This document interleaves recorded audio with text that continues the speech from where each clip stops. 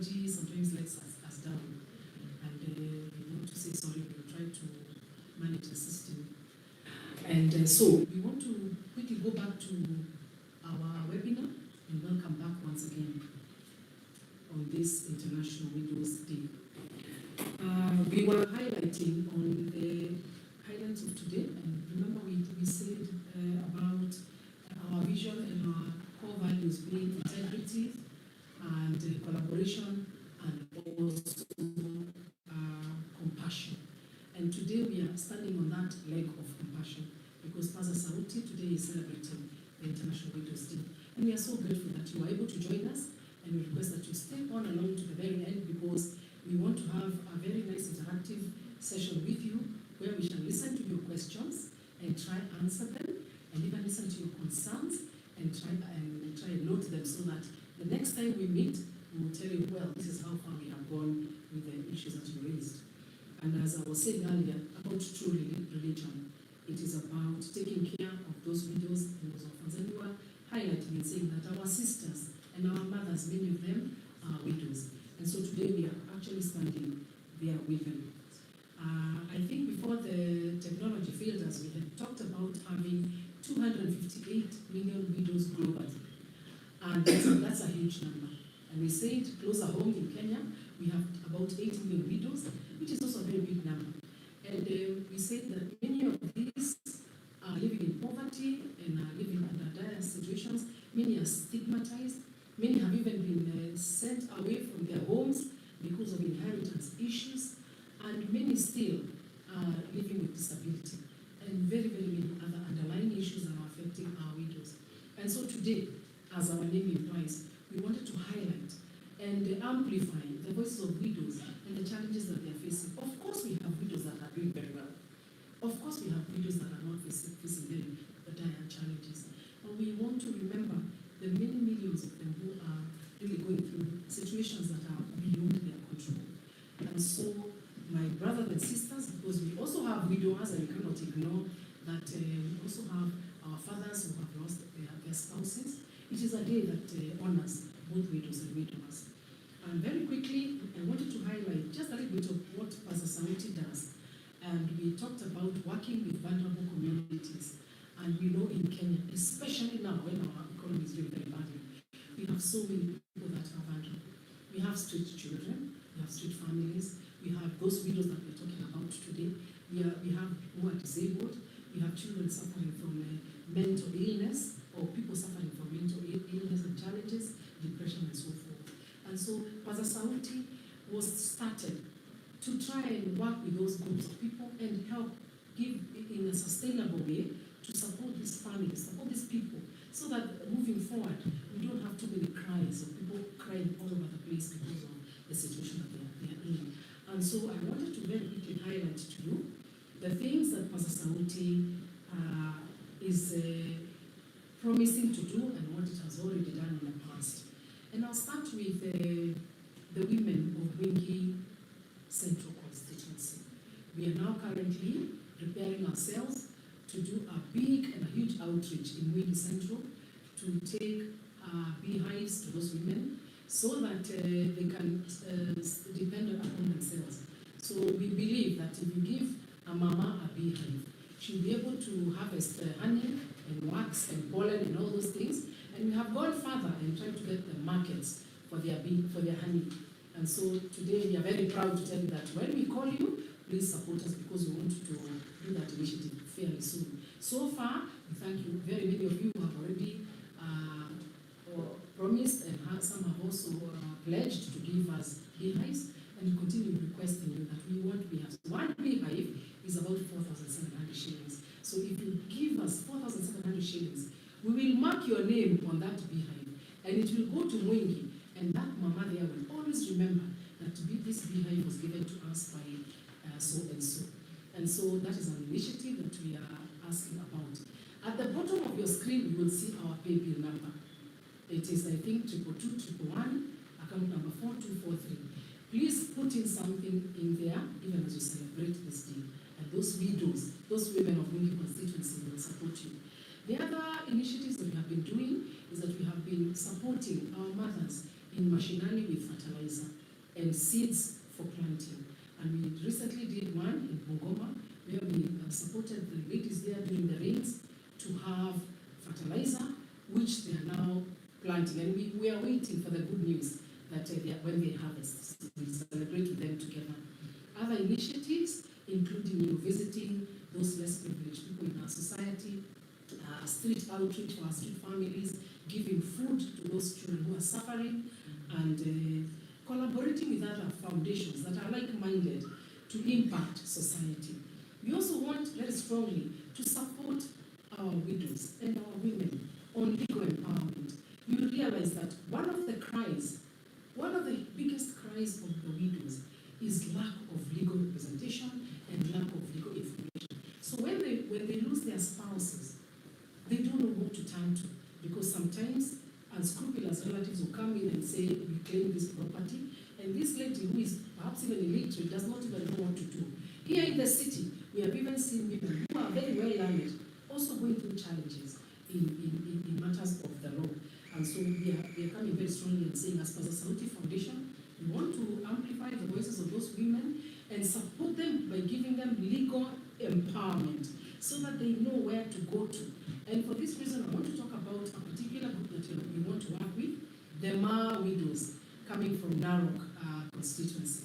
We have about almost 7,000 widows in Ma, and during our launch, we spoke to very many of them who told us, you know what, for us, we don't want so much, we just want you to bring us legal help so that we can understand what our legal rights are. And so when we do that outreach in Narok, which will invite all of you, join us there so we can hear even us and learn what the law says about widowhood. Of course, you know, in Kenya we have inheritance laws. This is under Article 45 of our Constitution that talks about the family being an integral part of society. So Article 45 talks about inheritance law, property laws, handing over laws, all those laws that support that widow. And if she doesn't know, then she doesn't know. So she loses out. Paza Sauti Foundation, as I come to conclude, is also very, very keen on supporting mental health and mental health awareness. We found out during our launch that very, very many women currently and widows are going through mental health, depression, and a lot of these other mental situations. And so during our launch, we listened to a few women who spoke in front there and told us what they have gone through in terms of mental health. And it is a serious crisis in our country. In fact, statistics are now showing us that a very large percentage of the people who live in Kenya or Kenyans are suffering from mental health. It is a quiet pandemic. Nobody really talks about it, but Paza Sauti is out there to amplify that mental pandemic. And of course, mental health wellness, because we are saying as a country, obviously you cannot be productive if mentally you're unproductive. If you're facing depression, you will not be able to go to work. You will not be able to go to your farm. You will not be able to do your business if you're facing mental challenges. So it starts from your mental well-being and it ends with a vibrant economy.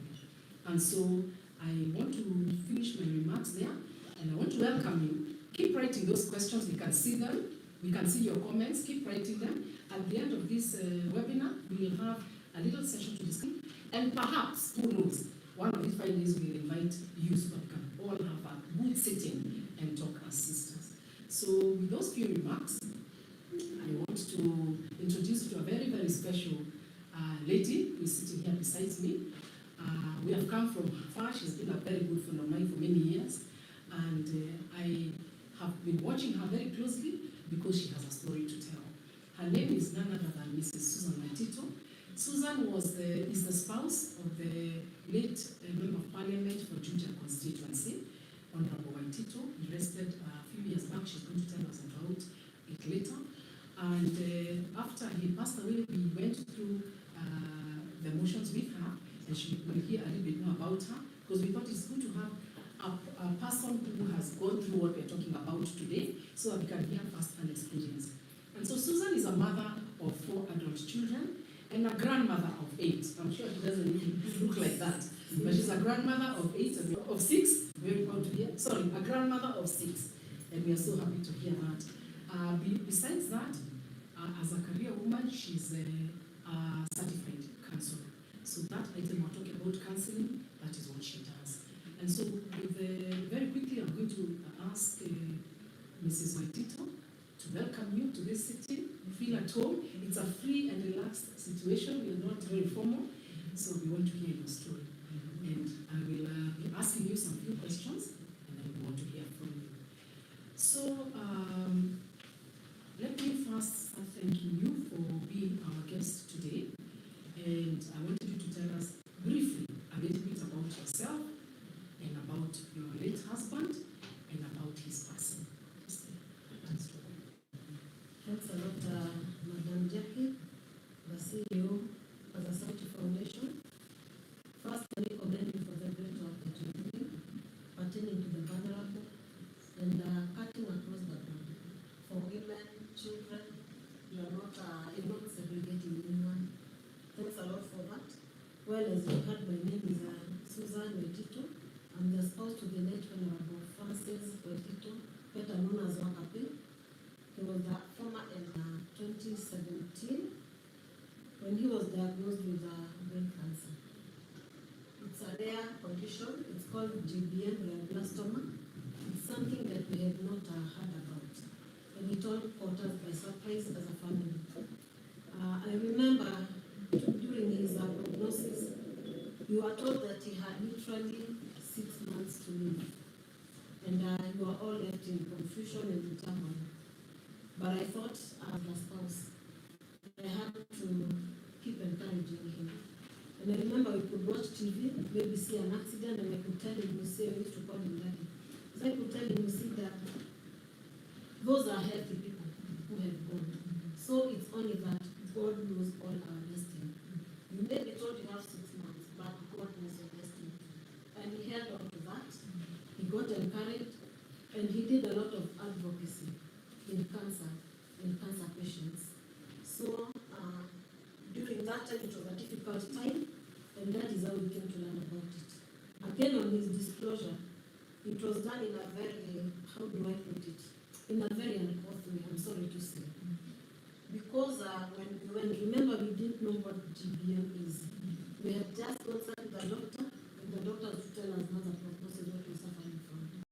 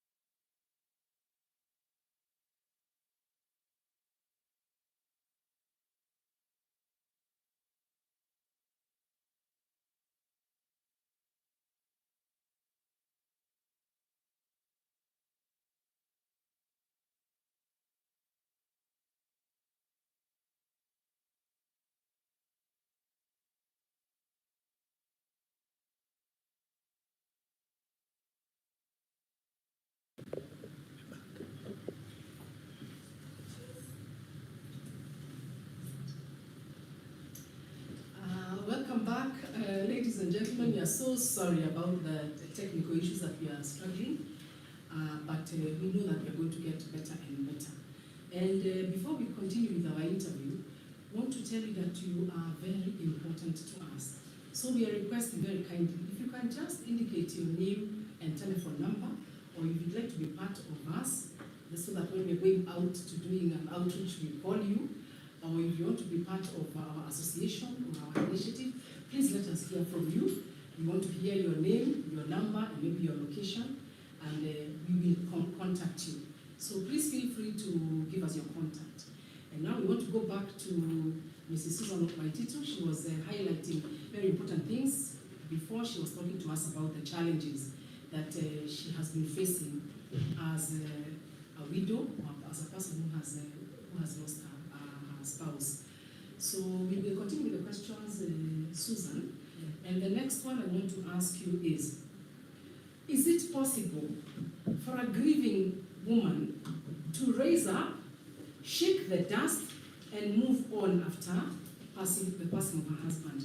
And the reason why we're asking you this question is because to remove some of the fear, to encourage those who are asking themselves, will I ever be able to make it? This has happened to me, my husband has passed. Will I ever be able to rise up and shake the dust and go on? Well, for that one, I would say that yes, it's possible. It happened to me, right? And I believe even for that other woman outside there, it's quite very much possible. I remember during my time, I vied for a position, and I didn't manage to get it. However, it also never brought me down. I sat and thought, what did I gain out of it? Networks. And after that, we had elections, and we had our governor, Dr. Kimani Wamatangu, who is the governor to Kiambu. And I had the courage to go and find him in his office, and I requested him for a job.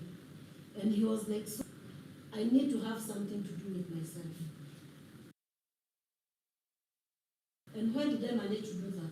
Because I put it on my mental health. Because I believe once you put yourself down, you never make an informative choice, and you never make a move. You remain shut down, maybe in your house, in your room, crying, breathing and all that, and it brings you down. Opportunities will come and they'll be passing you. That is why I went to the governor, and he gave me a job in the county that I hold even today.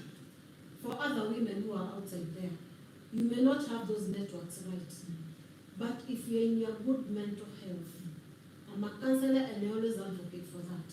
You can go out.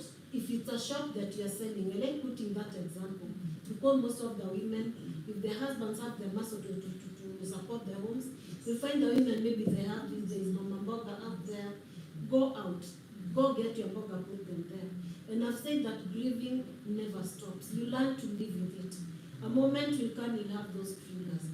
But you'll bend down, take the handkerchief and cry. But in the end of the day, who's a hiyo mboga yako? Somebody will come, you have something in the evening for your children. And it's very much possible. If women could only accept and facing the reality that yes, my husband has gone. Not only my husband, even grieving other, maybe if it's your child or anybody else, they have gone, and face that reality. And not crying, not staying in the house, that will ever bring them back. But if you come out, even the people who are there trying to manipulate you, they will know they're finding somebody who is already armed. You'll be very able to reach out. Like now you're looking for legal empowerment on children.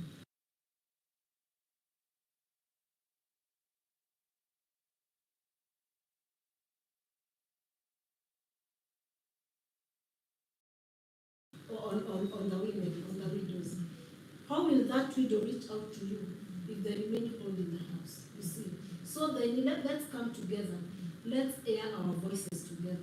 Because in that mama boka down there, who is a widow, at times they even go to the chief, who is in mashinani. That's where it starts, the intervention. And the chief there may not take you so seriously because he's already in that area. He knows your family inside out. So he may not have that muscle to put things straight in your home, and it happens. At times they even compromise, I'm sorry to say, because you know men and men, let's face it. So it's good to encourage that on the body. Just be strong. If you feel you're down, go seek counseling services. And I would also wish to have our counselors fraternity. We come together to help these widows and people who are grieving. We can even offer free services if we are together and we are able to do that, so that we can uplift each other and have things moving. Because it trickles down even to the children. If you're left as the head of the family alone and you're not strong enough, what happens to your children down there? You find them not getting education, and now the problem will come, that trickle effect. It will come building in your home, and it makes life even more difficult for you. What an answer. Thank you so much. Because what I'm hearing you saying is, and I'll turn it into a question, should then therefore there be support groups for widows so that they lean on one another? Because I have found that when you are sitting with people who are facing similar challenges, you feel better and you strengthen one another. What is your take about support groups for widows? That is very, very important in support of the widows. Because down grieving line, once a lady has lost her husband, you even lose your social circles in a way. Because when you're married, you tend to mingle and to integrate with the couples. And you may not feel comfortable. Let's say they're going somewhere. You're going alone, the rest are going as couples. And also there are some of them who are just uncouth. They'll just talk anything, to hurt you, So you end up segregating yourself, which is not good. But once you sit together in those support groups, you have something in common, and you can map and chatter your way forward as a common group. And also even looking for interventions. You may have somebody in this position, somebody else, they can help in this way, and in that support group you can be able to help each other in many ways, even financially. It's a very great idea. I really like your answer because, and I agree with it. But you touched on a live wire there, and I want to highlight it before I ask you my last question. The live wire you touched is about stigmatization. I think it's good for us to talk about that item because I have been to situations where I've spoken to our sisters who have lost their husbands, and they say, even in some churches, you walk into a church and you sit down, and the people who are sitting next to you walk away. I don't know how true that is or how extreme it is, but there is, I think every widow will agree that there's some level of stigmatization. Groups separate themselves from you. People don't want to connect with you so much. You feel left out. Others feel as if you are after their spouses. All those issues. Maybe you can just answer with a very short answer on what is this stigmatization about widows? Well, yeah, I agree stigma is there. And it happens because as a widow, I'm alone, I'm single, let's say. So if I get to talk to your husband, the first time, the second time, the third time you'll be asking, what does that lady want of you? Unlike when I was married and I'm talking to the same husband, you see. So that stigma is there. And it keeps the widows kind of segregated in a way. Also in the church, you'll find that associations in the church, they also touch the widows. Because some of them, they'll be termed as they're not capable enough because they don't have a wholesome home, which is so unfortunate, especially coming from the church. It becomes very difficult for the widows. So yes, the stigma is there, we are stigmatized, but all the same, I'll go back to where we were. Those groups, that support groups, that will help to bring widows together and maybe chatter their way forward. Because whether single or not, life has to continue. We have single mothers also, they're moving on, and that's the way to do it.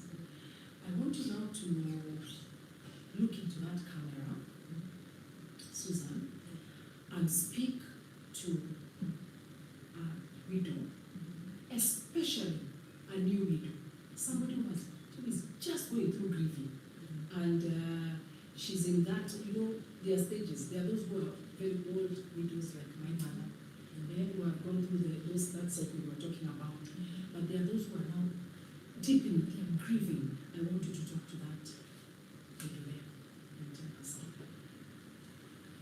wish to say is that nobody makes a choice to be a widow. It happens. And nobody wishes to be a widow. It happens.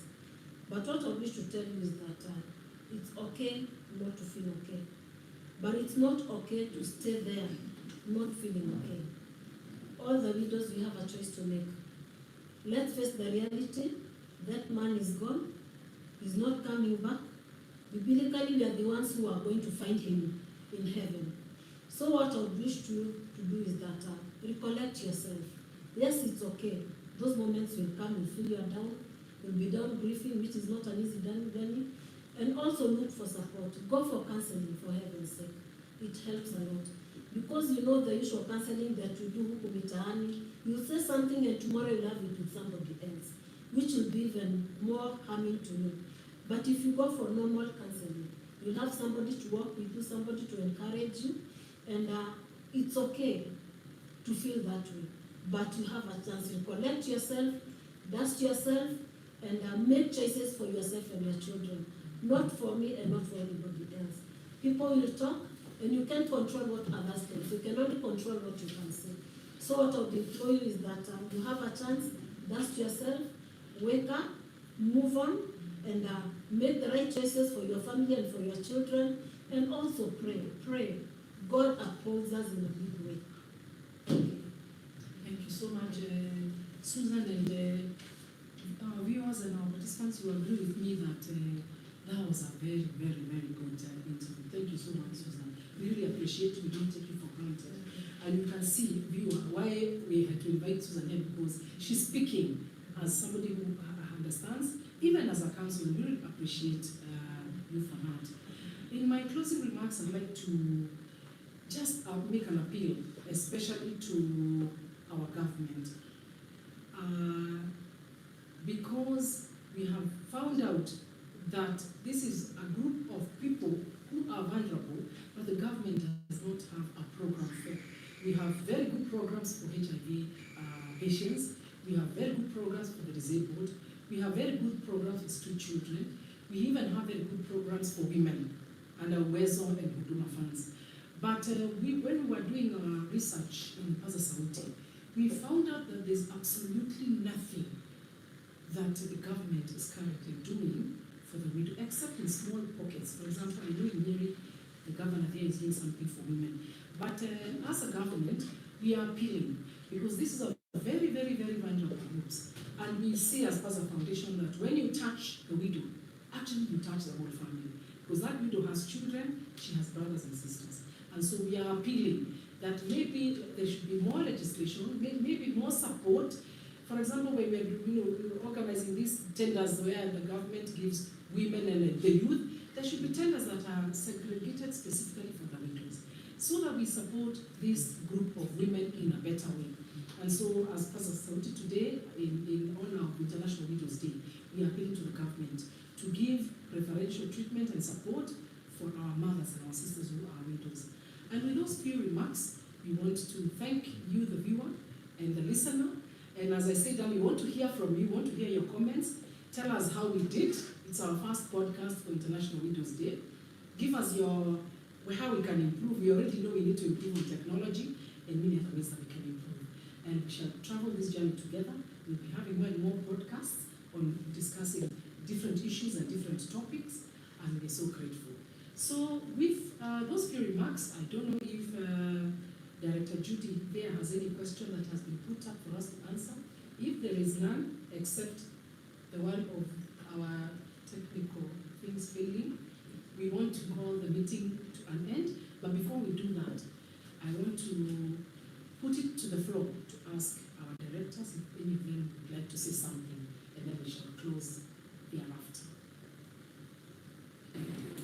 Okay, I want to take this opportunity to thank Susan for being here and allowing us to listen to you. And we learned a lot, and I'm sure even our viewers have learned quite much. And also our chair was so ready with questions, and you have answered them very well. But as Lydia, I have a question, because you talked about emotion, we've tackled about being isolated, we've tackled about financial challenges, and I'm asking, and for many other widows out there, and especially those who are left married, and as a counselor, is there a space for you having a partner after your partner is gone? How do you handle that? And do people, do widows really fear the fact that now my husband was gone, if I go get another partner, how will people say, how can you help those young widows who are being left when they are so young to be able to walk through that and get a partner? Because I think it is also important to have somebody who you can lean on and who can hold your hand as you move on. Okay, what I would say is that biblically, that person, it goes that till death do us part. So that person, be it a young person or an old person, you cannot be judged. If you go ahead and have a concrete relationship and get married. However, there's this stigma that is mainly hooked on women. You see, for a man, they move on very fast. But for a woman, there's this baggage, the family set up in a woman. The children look up to you. So for a woman, I think because of that attachment, it becomes difficult for them to move on. And also in every relationship, it comes with our expectations at the same time. So what do you expect of this man to adapt to your children? It becomes difficult, and it becomes even messy. So that is why you find that most of the women, especially when they left the children, and also in the home, if today I'm to get married, what would I do? I would leave my home and maybe even relinquish my rightful ownership to the home and move to the marriage, to the other home that I'm getting married into. You see, I think that is something that really ties women not to getting married, because you don't want to lose your marital home. However, even if you're ready to move to the other home, you'll have to work it out in separate, which is not also doable in a marriage. So I think that is something that maybe should be looked into very well. Because for this home, you rightfully own it. You've worked on it with your husband. But if you are told as a lady, if you move to get married elsewhere, you have to leave your home, to leave the ownership to your home. So I think it's something that needs to be looked into, and we create that balance. Because for a man, it's okay to bring in anyone and assume the lady's home as their own home, that kind of setup. So it becomes really difficult for a lady. However, biblically, one is allowed to move on and to get married, because it said well that it's till death do us part. So I hear you, and I get it, is that legally there should be a way where whatever you had with your husband, moving on with a new partner, you need to have a legal way of understanding it.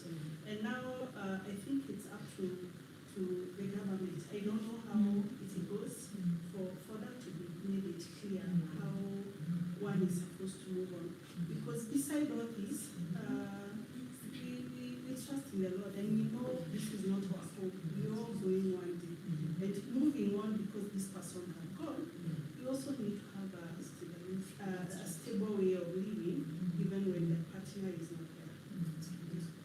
Maybe as we move forward, thank you so much, Madam Susan. As we move forward, we want to ask our viewers, kindly be patient with us, ask any question. We are here to answer with our guest speaker.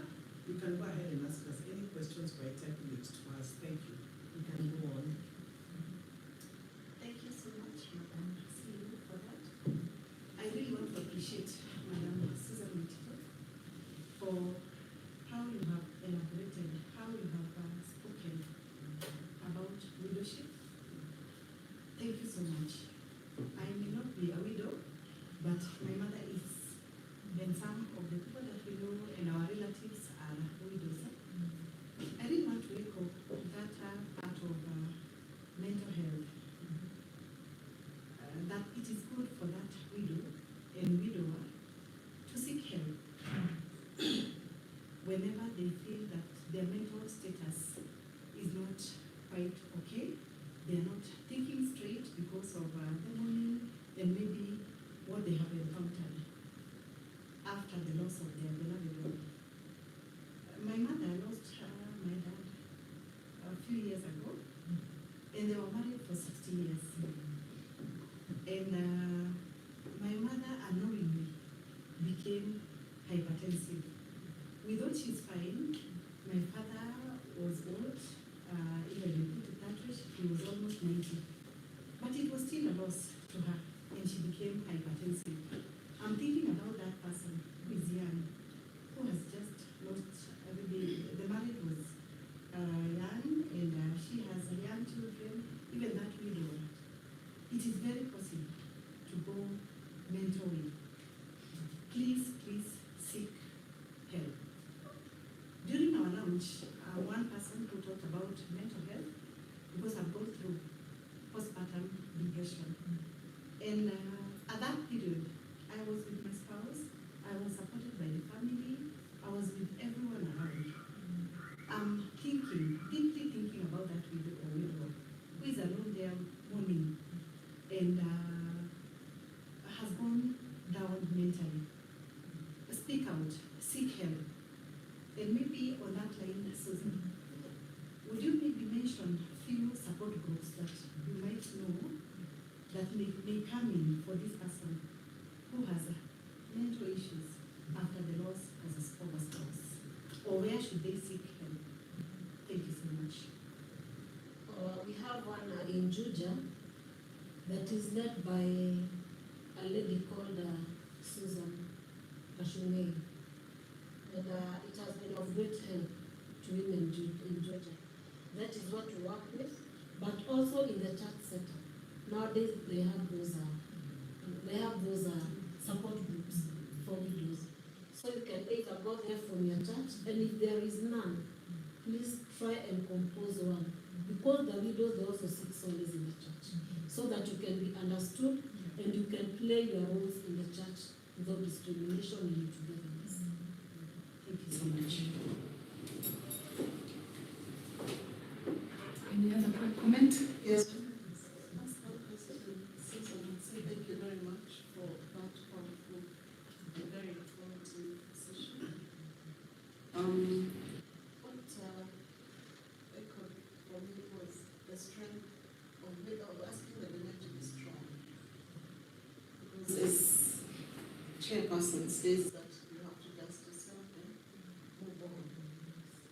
So maybe that is what I would like to just tell the widows, that you have to be strong.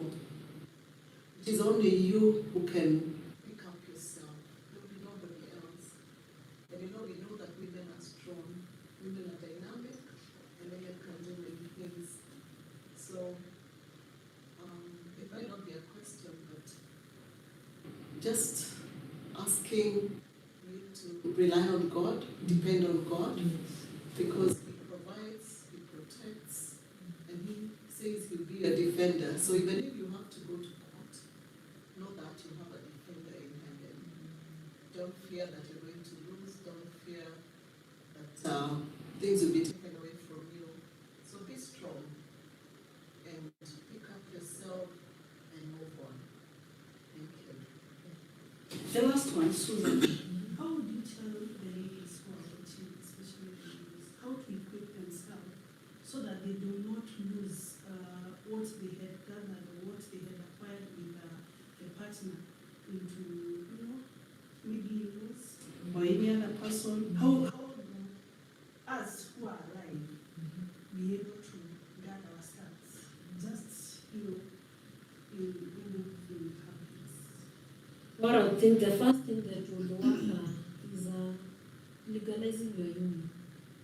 If you're in a relationship, don't allow it to go that far without having something concrete on yourself. Maybe even this traditional introduction to your home, even a wedding, it matters a lot when that time comes.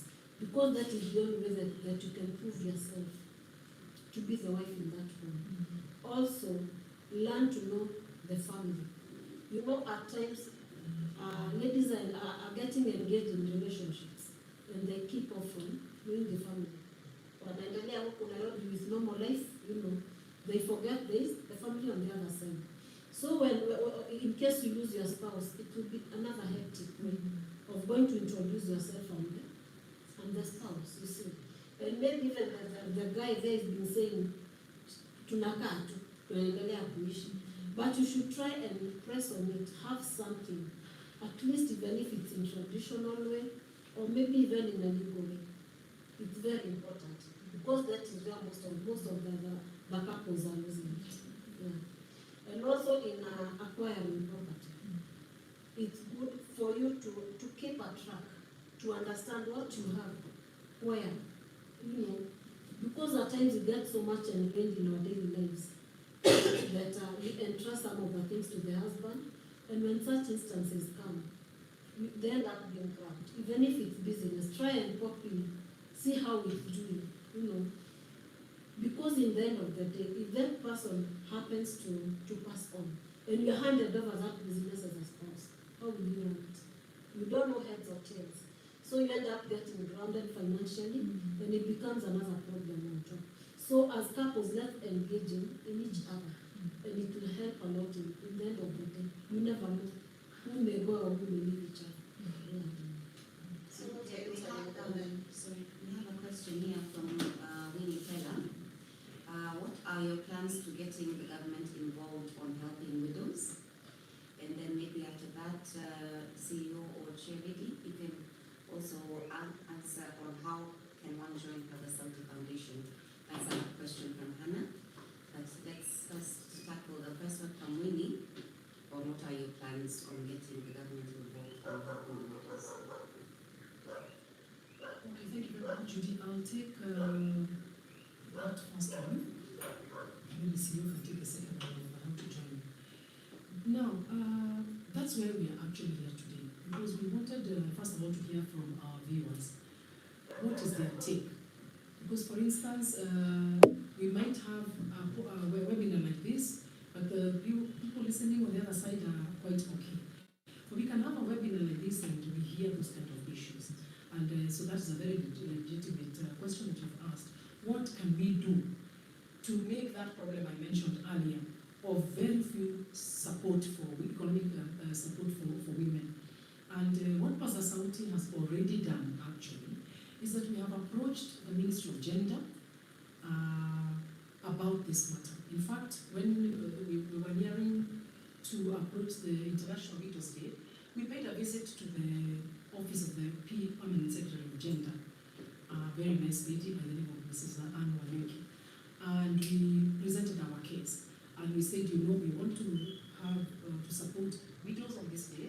But further than that, what is the ministry, what is the government doing about this issue of widows? And they were very receptive. We are very happy. In fact, we want to thank the Ministry of Gender.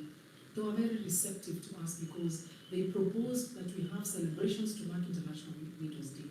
But the time span for doing that was very short, so we were not able to have the huge celebrations. But beyond the celebrations, to answer your question, my dear sister, what can we do? And as I said earlier, we are trying to see if we can lobby that same government we're talking about to open its eyes and wider for the widow through legislation. For example, there should be a law that supports the welfare of a widow, in a more special way than just the welfare of the ordinary woman. And for example, if it's those tenders I was talking about, we lobby that these widows are given opportunities to run, to do business with the government through tenders, building roads and constructions and supplying things to government institutions, so that they are also given that special slot. Remember, our government has been very active in balancing out. It talks about widows and the youth. So we are saying that even youth and the women. So we are saying that widows as well need to be part of that legislation, so that they don't fall into the cracks and nobody's remembering them. And for us, a day like today is extremely successful. We are so happy. We may not be laughing over here, but we are so happy because this journey takes the first step. And I'm convinced that today we have taken that first step. And our voices will be heard out there. Our members of parliament will hear, so that when they go to parliament, especially we are challenging the women members of parliament. 2 days ago, I spoke to the former senator, Beth Moho. She herself been a widow. And I invited her to celebrate the International Widows' Day with us. And she was very, very happy. So we will look for those women who are like-minded, who are sitting in those in the Houses of Parliament to support us in lobbying for the economic and sustainable empowerment of women. So thank you very much, and be with us and pray for us, and we call you, join us, because numbers do matter. If they see we are many, the widows are many, they will listen. Thank you. Thank you so much, Madam Chair. I will take up the second question on how do you join the Paza Sauti Foundation. I will kindly request you to go to our website. Our website has very detailed information, and just to tell you on the outline, we have bronze, silver, gold, and platinum. When you go to the website, they will explain how you get in and how much you can get in, and we also have a link and a network that you can, you can reach us on that. It's www.pazasauti.com. You will find the Paza Sauti Foundation, and it has all those details. You can also email us on our email line that is still on the same page in case of any question, and we'll get back to you. Thank you so much. Keep the questions coming. We are here for you. Yes, can you go on? Yes, mine was for Susan, but I just wanted her to tell the men out there who have wives who are still alive. We are not wishing them to go, but we know that all of us will go at one point. So either you can talk to the men or the women, because nowadays women also have property. Women have, have gathered a lot of things for themselves, and even I saw the laws have changed recently, that now they're recognizing the men to be, they can be able to, they don't have to prove that they were depending on the women so that they can be able to inherit their property. So what can you tell the men so that they make it easier for women in widowhood? Just what should they do when they're still alive?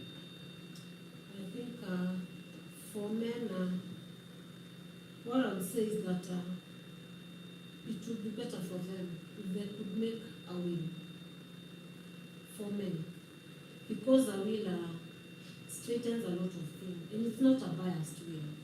A will from your heart.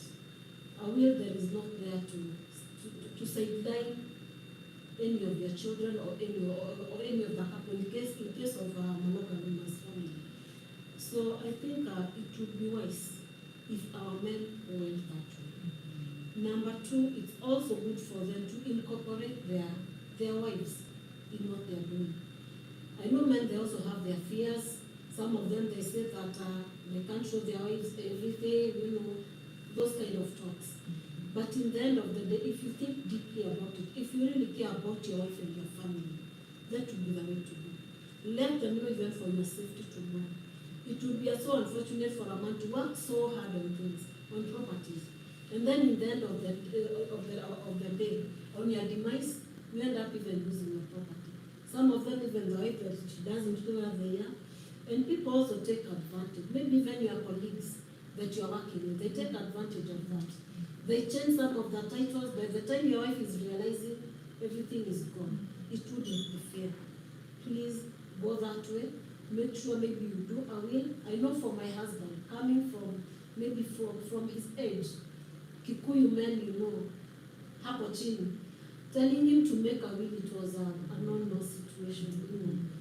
It was difficult for them because of the traditional setup.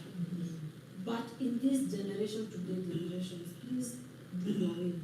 Life is short. You never know when. Be it also the wife. Let your husband know. If you are in that union, let your husband know. You are doing ABCD. You are from this point you are headed here. So that in case of your demise also, it does not become difficult for you, and your children may not end up losing, or maybe even stagnating on your demise. Thank you. Madam Susan, thank you so much. So many people are watching you, and they're really, really grateful. One of the viewers has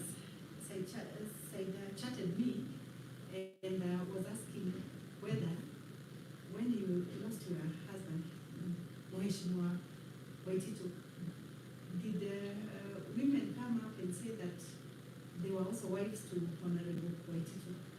And if that one happens to these women, personally I would say that you fight your way, but what would you say? Maybe you didn't know that there was somebody else and somebody has come up.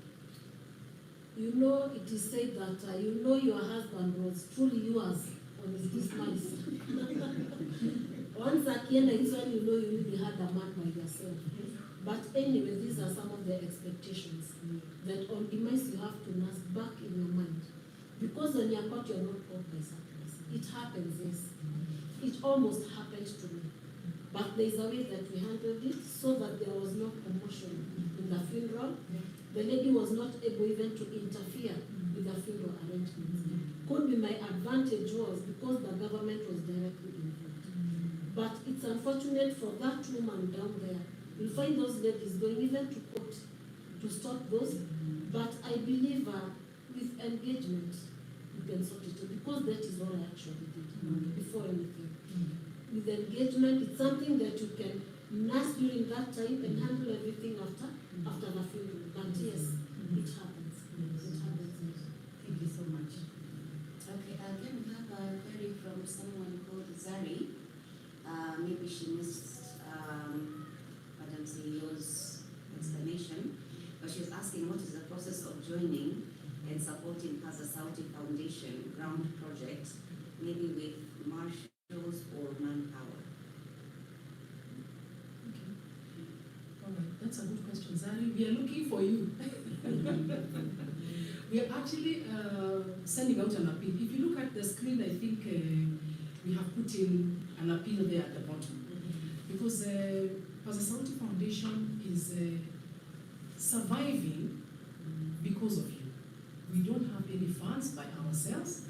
We don't have any money that we have kept somewhere. We even do not have an official donor that we can say we are going to make a phone call here and money will come streaming in. So we are depending on me and you to make Paza Sauti survive. And so how are we doing that? Whenever we bring a project, we are asking for friends to support the Paza Sauti initiatives. So especially through that pay bill number that we have announced there, 222 111, account number 4243. You can send us something there and we assure you. I want you to look at the ladies sitting in front of your screen. We are all women of integrity, women who have a background of working for many years in this kind of initiatives. And so you can trust us. We say our core value is integrity. You can trust us. And so if you want to support us, that is the number 222 111. How do you join? You can go to our website, www.pazasauti.foundation.com. You will find the different ways of joining. Actually, we have different categories of membership, and you can join in whatever member. And when you join, then you become part of the Paza Sauti family. What does that mean? Whenever we have an outreach or an activity, you'll be the first person that we call so that you can help us. For example, we want to start a street feeding family. Or a street feeding initiative. So when we are going out into the streets to feed our street boys and girls, we will call you so that you help. You wear one of our t-shirts and help us to feed them. When we go to Mwiki to deliver the beehives, you will be there. When we go to Bungoma and so that is what membership to Paza Sauti means. But we also need, as Zari has asked, people who can bring in their expertise. I think that is what Zari was trying to ask. How can, even if not just money, how can I come and tell you I'm good in this kind of thing, and then we need you. We need people who can, for example, we visited Konza Technopolis the other day, and when we were leaving, the company secretary of Konza Technopolis, she's a lawyer. She says she will give legal advice. She will help us with legal advice when we go to Masai Land. So you can come with your legal advice, you can come with, as a counselor like my sister here, whatever it is that you can offer is very, very, very welcome. We need you, and together we know we shall go places. And so I hope, Zari, I've answered your question. Please take a moment, send us your number. We will call you from the office fairly soon so that we can start that relationship with you. Thank you. My is not a question. Mine is to thank you for your time, especially on this day, because it has great significance and very And therefore, even when you share about widowhood, it is not only personal, but it is something you're projecting what you've already gone through and done. On grief, you touched on how there is the denial first. Before you get to acceptance, of course, there is even adoption. But I like the fact that you accepted that grief just doesn't end. And two, grief is not by example. It's you and on how you work on it and how you personalize it. Away from grief, because grief is a journey, it is important, and I support you fully, that for widows to be able to deal with their situation then, it will be important for them to seek counseling. And whereas the churches are also important, I think it's also important for us to spread out the word that the secular counselor is in fact more on this journey. And that is a personal journey with that person. Because churches will be prayerful, churches will work with you spiritually, but there is the other secular ground of where realness of what life is. So thank you again for offering, and thank you for that support. And yes, we shall work with it in this journey. Thank you, Susan. Thank you so much. Is our time up?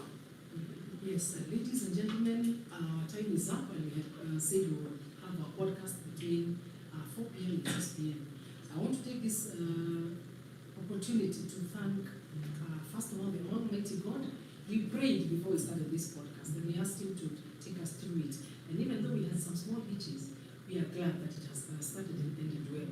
And so we thank God for this day and for helping us to celebrate the day with you.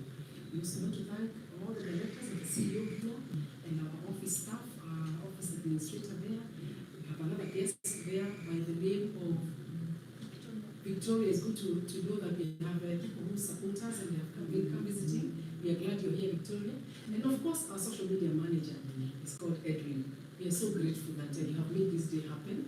I know technology is not our strength here, but you have stood with us, and we really thank you. To all the directors, thank you so much.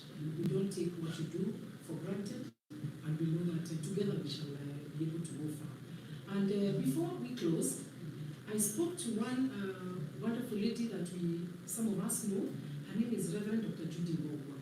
And she has written a book on widowhood, which she's calling The Empty Seat. And what we did is that she's talking about the journey that the widow goes through. So we're encouraging you, if you are able to, please pass by our Paza Sauti offices or call us. We have a few copies. You can take one for yourself. It's a very good book. I went through it earlier, and I thought it really is a practical book that talks about what it is. And just to give you a taste of the book, she says that a widow's deepest pains last longer than a year. Immediately after a death, the church community is adept at responding with flowers or a casserole, but far less gifted in maintaining a ministry to her long term. Her experience can feel like major surgery. She may feel numb for several months. After the cards and the letters stops, the visits drop off, and friends return to their normal lives. Her hardest work has just begun. So that is the life of a widow. Please buy this book. It is 1,000 shillings, and all going to do the work of Mrs. Judy Mbogwa. Nothing for Paza Sauti. So please contact us in the office, and we will give you a copy of that book. We only have a few copies. And so with those few remarks, my friends, we want, yes, Judy, I hear there's one more question. Yeah, just a quick one we have from Zabi. Yes. Can we know the directress, please? She was late, so maybe a quick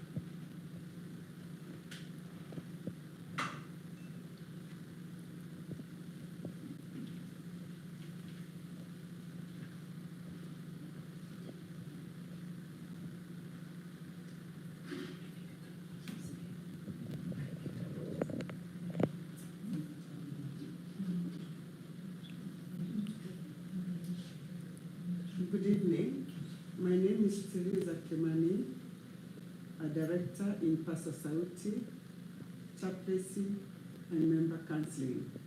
You matter, I matter, we matter. Thank you. Good evening once again. My name is Jackie Kiaraho. I am the founder and chairperson of the Paza Sauti Foundation. And I matter. Karibuni sana. It was good for you watching us. As Paza Sauti, I stand here as the CEO, and all I want to tell you that is you matter, I matter, and we all matter in this society. Good evening once again. My name is Mrs. Jean Joroge, Director in Paza Sauti Foundation, in charge of academics and training. I matter, you matter, and we all matter. Good evening once again. My name is Lucy Painter, Director, Environment and Climate Change. Thank you for watching and for spending time with us. You matter, we matter, I matter. Good evening again, viewers. My name is Lydia Mutambo, Director, Paza Sauti, in charge of public relations. You matter, I matter, we all matter. Thank you for watching. Good evening once again, and thank you for joining us for this podcast. We will not be a success until you joined us. We want to thank you once again, and we hope that we continue to work together. I matter, you matter, we matter.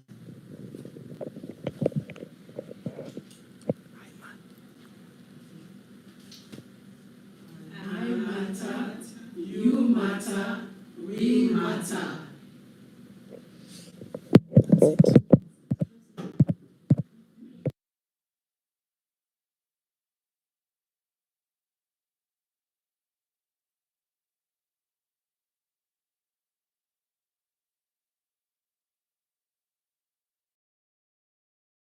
Anyone taking gabapentin or pregabalin for over